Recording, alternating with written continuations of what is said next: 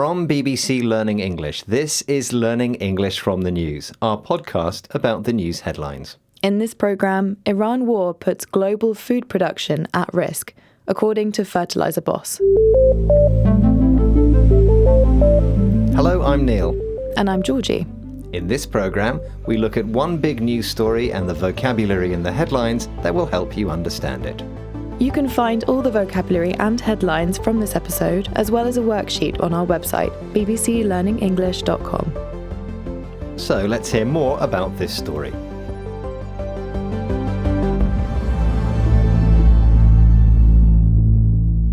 Global food production is being threatened by an interruption of fertiliser supply, according to the boss of one of the world's biggest fertiliser producers.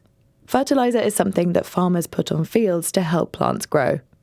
The boss of Yara, a company which makes fertiliser, says that this means the world will be able to produce 10 billion fewer meals a week, and this will hit poorest countries hardest. The UN World Food Programme estimates that the Middle East conflict could cause 45 million additional people to experience severe hunger in 2026. Let's have our first headline. Trade zone, a perfect storm rippling across the world's food supply chains. And that headline again, trade zone, a perfect storm rippling across the world's food supply chains. And that's from the business news section of the RBC Bank. Now, there's a couple of interesting pieces of vocabulary in this headline. We have a perfect storm. That refers to a situation, usually negative, which happens because of a combination of circumstances. In this context, there's a combination of factors affecting global food production. For example, the war in Iran and climate change. That's a perfect storm. But we're looking at this word rippling. Yes, ripple comes from water. So if you drop a stone in water, it creates a ripple, a series of small waves in a circular shape. Now that's literal, but metaphorically, ripple is used to mean that a problem spreads from one place to another, causing effects as it moves. In the headline, ripple is a verb and is followed by across. A perfect storm rippling across the world's food supply chains. The headline is saying that the effects of the war in Iran are felt across the world. The effects on food supplies are rippling or spreading beyond the Middle East. Yes, now in the headline we see ripple across. You're also likely to hear ripple through. For example, news of their colleague's resignation rippled through the office. It spread through the office. And another common phrase you'll hear is ripple effect. That's a situation where an initial event causes other things to happen. For example, her charity donation created a ripple effect. Other people were inspired to donate as well. We've had ripple, spread and affect many places. For example, rising fuel prices are rippling through the economy.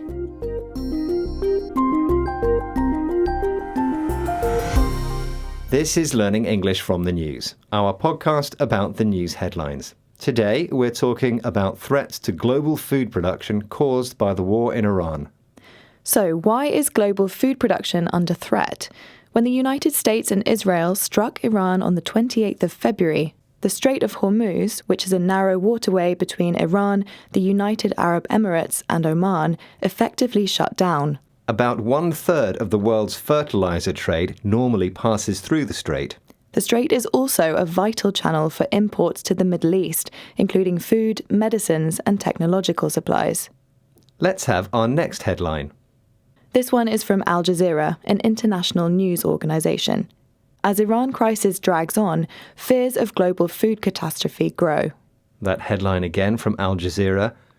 As Iran crisis drags on, fears of global food catastrophe grow. Now, this headline is from a couple of weeks ago, and it's about fears that the war in Iran will lead to global food catastrophe. Catastrophe is similar to disaster, something that is very bad. We're looking at the phrasal verb drag on. The Iran crisis drags on, but what does that mean? It probably helps to understand the verb drag in its literal sense. Drag means to pull something heavy across a surface, usually the floor. So imagine moving a heavy sofa to a new place. You might drag it across the floor. It's hard and slow to do, and it takes a lot of time. The phrasal verb drag on means to last for a long time. but it has that same sense that something's slow and difficult. It lasts longer than it should or longer than people expect. Yeah, so the headline says the Iran crisis drags on, meaning perhaps it's lasting longer than people expected. Now, war is a very serious context to use this phrasal verb, but it has some more everyday uses as well. For example, today's meeting really dragged on. I couldn't wait for it to end. Yes, or that film didn't need to be 3 hours long. It really dragged on. We've had drag on, last for a long time, perhaps longer than expected.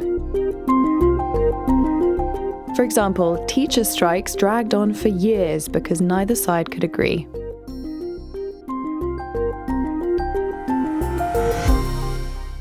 This is Learning English from the News from BBC Learning English. We're talking about the impact of the US-Israel war with Iran on global food production. The price of fertilizer has increased by 80% since the beginning of the US and Israel's war on Iran. One of the regions that will be most affected is Asia and the Pacific, where food insecurity is expected to rise by 24%. Food insecurity means that people don't have a reliable source of food. In the UK, food inflation, and that means the rising price of food, could reach 10% by December, according to the Food and Drink Federation. This is because less fertilizer means less food is grown, and if there is less food available, then prices rise. And our next headline is about this. This one is from Sky News.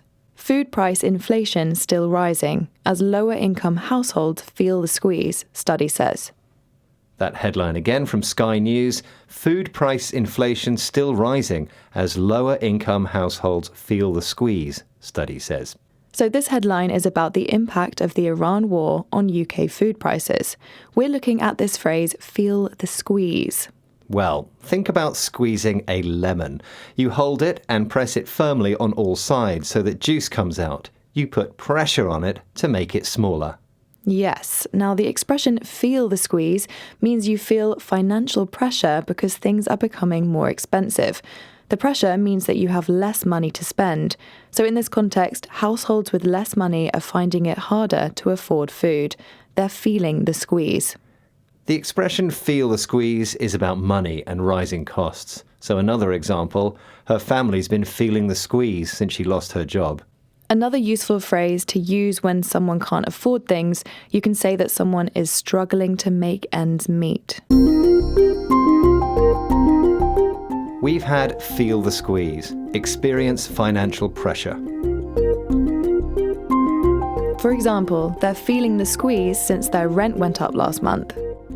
That's it for this episode of Learning English from the News. We'll be back next week with another news story. And if you're interested in learning more English about the topic of money, you should check out our special page with lots more programs about money. Find it at bbclearningenglish.com. Bye for now. Goodbye.